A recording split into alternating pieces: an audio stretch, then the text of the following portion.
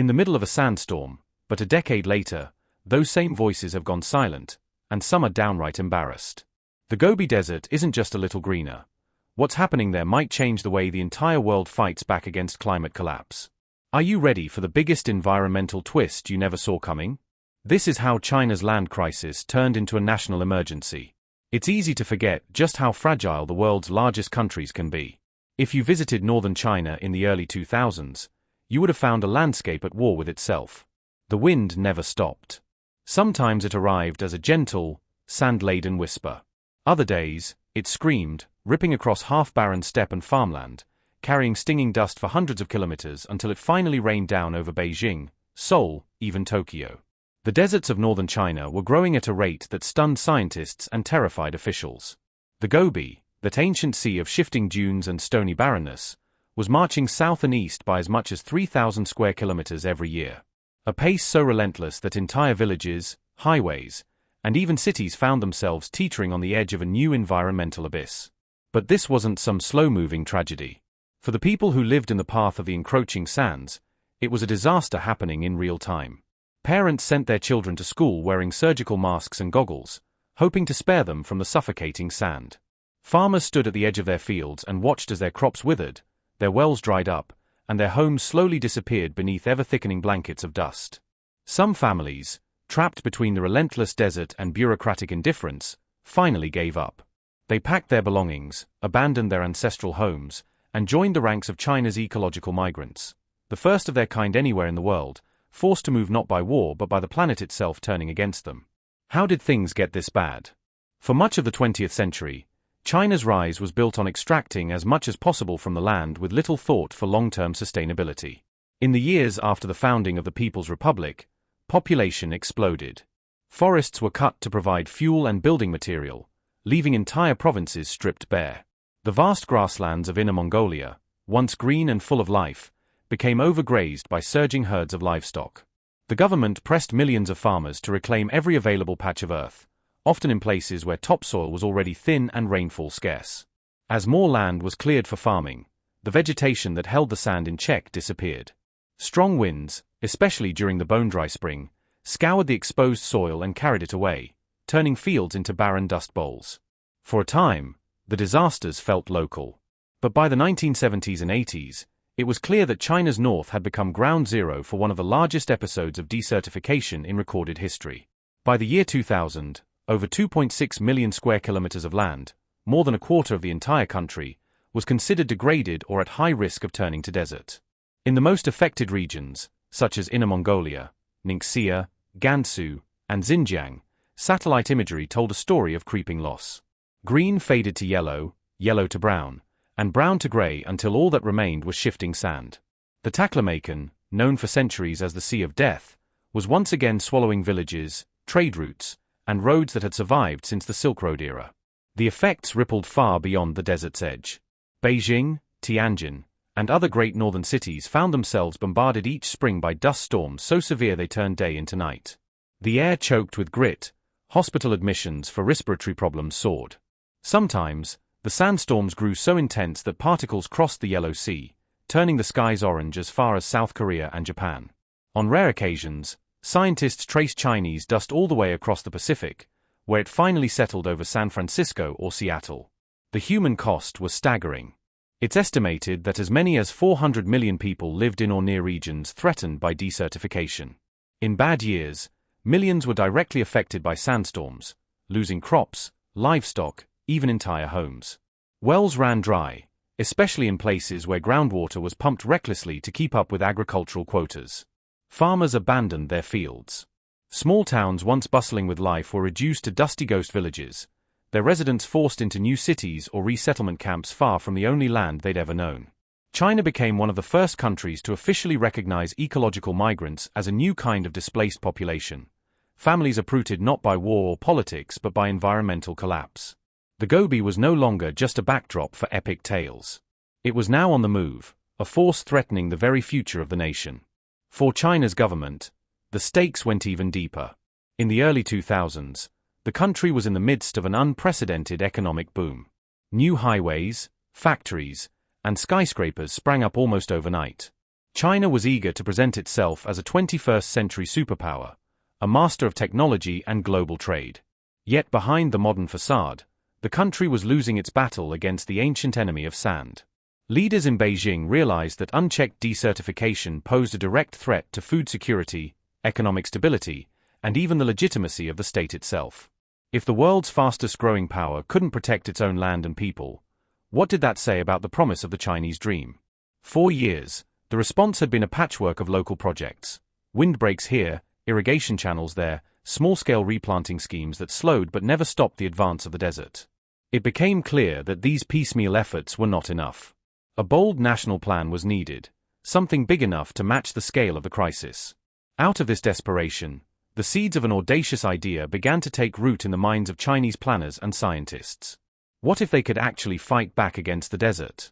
What if, instead of retreating, they could plant a literal wall of green, hundreds of kilometers of forests, shrubs, and grasses stretching across the northern third of the country?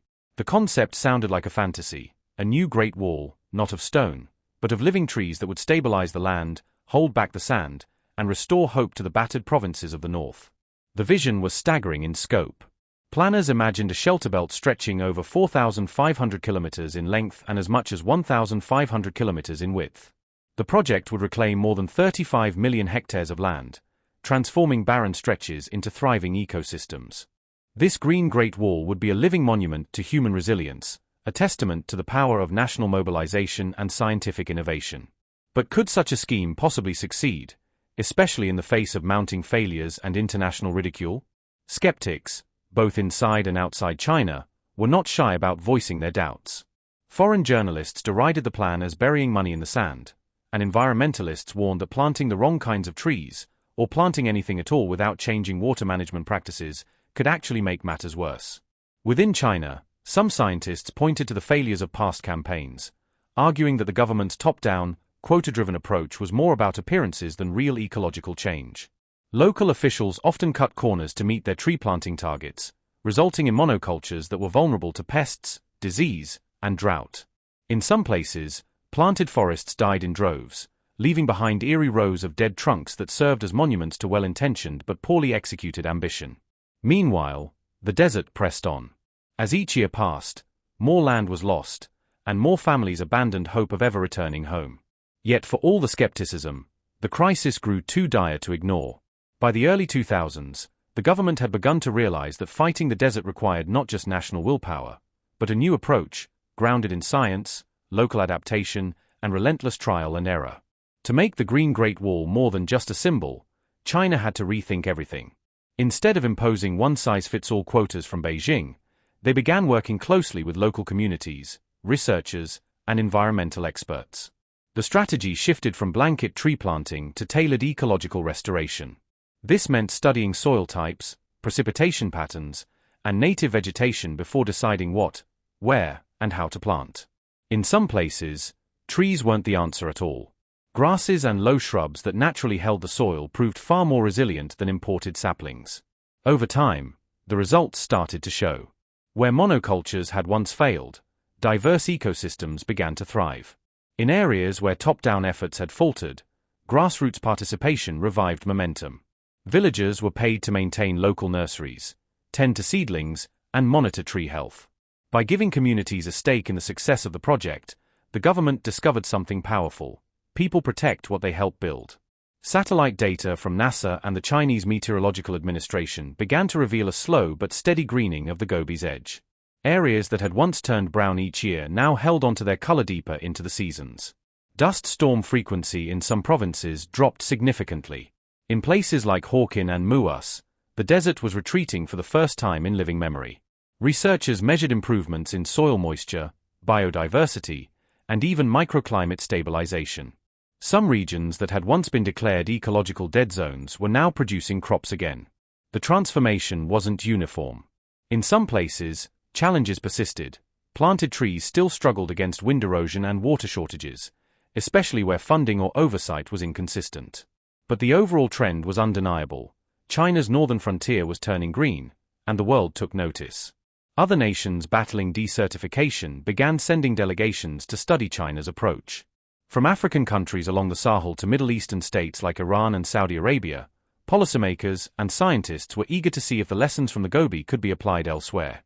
International conferences once dominated by gloom now featured panels on ecosystem restoration, resilience planning, and climate adaptation, with China's Green Great Wall as a centerpiece of discussion.